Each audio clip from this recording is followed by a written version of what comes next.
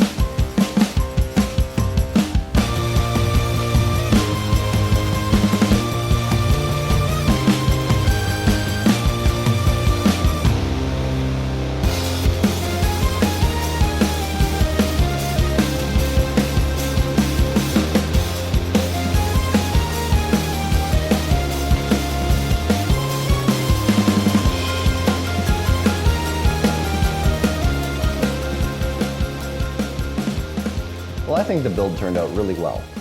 I was asked to do a black and white themed build to match an office space. And you know, the NZXT 510i case, it's really nice. I think it's very sleek, very modern, really nice look, and really easy to go for a black and white theme. It's always kind of cool doing builds for other people because you always get a different aesthetic, a different need that people are looking for. And the downside to doing builds for other people is that this system already is hitting about 50% better than my current system. So let's recap some parts.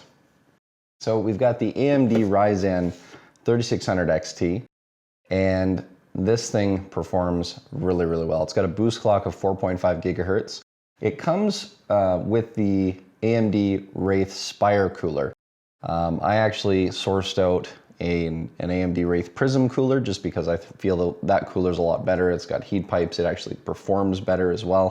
And it looks a little bit nicer than the Spire as well to kind of complete the build. The 3600XT, even with the AMD Wraith Prism, still hits temperatures of about 75 degrees at peak when running Cinebench R20. For the RAM, we went with the Corsair Rgb Vengeance Pro. And that was just to, again, kind of add to the aesthetic of the case. It does have some built-in LEDs, and just wanted to have a little bit of control over some RGB in the case to kind of add to the finished product. So this Corsair Rgb is a 3600 megahertz kit, and it had no issues on the MSI Tomahawk B550 motherboard to just go to XMP Profile 1 and run perfectly right out of the box. For the hard drive, because this is a budget build, we went with something a little bit more budget. We were trying to get some X-Data SSDs, but we couldn't find any in stock. So we ended up putting in a Western Digital Blue SN550. You know, this is a good budget SSD. It gets 2400 megabytes per second, and it's a 1 terabyte SSD. And so since the owner is going to be playing a lot of Star Citizen, they're going to need that 1 terabyte, probably half of that just for Star Citizen, assuming it ever actually comes out. For the graphics card, we went with the Gigabyte Rtx 2070, and this is a really good performer. I mean, everybody's kind of going out trying to get a 3080, 3090 right now. A lot of people are looking forward to the 3070. The reality is, if you can get a good deal on an existing RTX 20 series card, these are phenomenal cards. They still outperform my 980 Ti by over 50%. So when you're looking at playing 1440p games, max detail, max resolution, the 20 series cards are still really good for that. So if you're looking to build a budget system and you don't want to spend a ton of money on a 3080 or 3090, then look for some deals on some 20 series cards because you can get some for reasonable prices. Really, unless you're going to be doing 4K gaming, you don't really need a 30 series card. Some of the newer titles like Cyberpunk 2077, if you're running 1440p, you may have some performance gains running on 3080. And if you're going to be using ray tracing, that's where you're going to really want the 3080s, just because they're able to perform a lot better than the 20 series cards. But if you're building on a budget, the 20 series cards are awesome, great way to go, and still perform really, really well in all major titles. So for the power supply, we went with the Corsair RM750 series. I like the Corsair power supplies, especially the modular ones, just because it's clean to build with. I've never had a Corsair power supply in the RM series fail me, and overall I really like these power supplies. So this is an 80 plus certified gold power supply, which I highly recommend as being kind of the bare minimum if you're going to be doing a build. We went with 750 watt, knowing the system doesn't necessarily need 750 watts, but with power supply shortages right now, this is one of the only ones we could get. And this is going to have no issues powering a larger card like a 3070 or a 3080. Although, arguably, you wouldn't probably be pairing a 3080 with a 3600XT. On the plus side, the AM4 motherboards, the B550, is going to be compatible with Zen 3 as we get into late October, early November. So an upgrade of the CPU and the cooler, plus graphics card maybe in 1 or 2 years, is not totally out of the question. So for the motherboard, we went with the MSI Mag B550 Tomahawk. MSI makes a good board. No particular reason. We were looking for bundle deals for a budget, and there just happened to be a good deal on the B550 Tomahawk with the AMD Ryzen 3600XT. You know, this motherboard's really, really great. It gets really good reviews by anyone else who's used it. This is my first time using it in a build. Overall, really happy with it. The Mystic lighting sync actually works really well, tied in with the Corsair RAM and the Wraith Prism cooler very quickly, very easily. You do need the NZXT cam software if you're going to control the lighting within the NZXT case, because it has its own little NZXT controller. But overall, the motherboard, very happy with it. The BIOS setup is very easy. Going to XMP profiles is a single click. Even overclocking your CPU is very easy. Although with the AMD Wraith Prism cooler, we probably won't be doing any overclocking on this particular system. And we don't really need to. 4.5 gigahertz, this thing blows most games out of the water. Overall, installing in the case was pretty easy. The only issue that I had was I had to take one of the rear fans out just to be able to get the motherboard in, because it is a very large motherboard. The IO shield and the heatsink were kind of getting in the way. So I pulled that fan out, making it easier to install, and then put it back in. As far as cable routing, the case is phenomenal.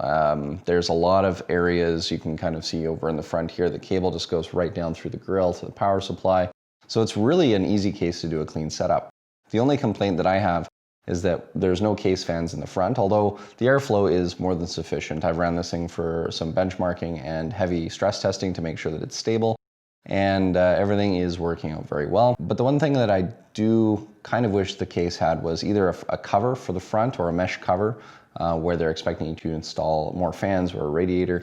Or I actually wish it would have come with some extra fans, because it's a beautiful case, but the aesthetic is a little bit thrown off, just a hair, by the grating at the front, kind of being visible through the tempered glass.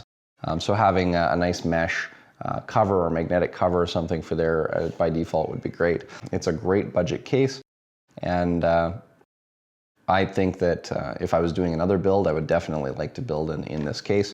And the other nice thing about this case is that this would be a really easy case for me to tear apart and customize custom paint and make kind of meet whatever aesthetic anyone's going for. Because it's tempered glass, it's very easy to do some etching on the glass and kind of put some customization on it.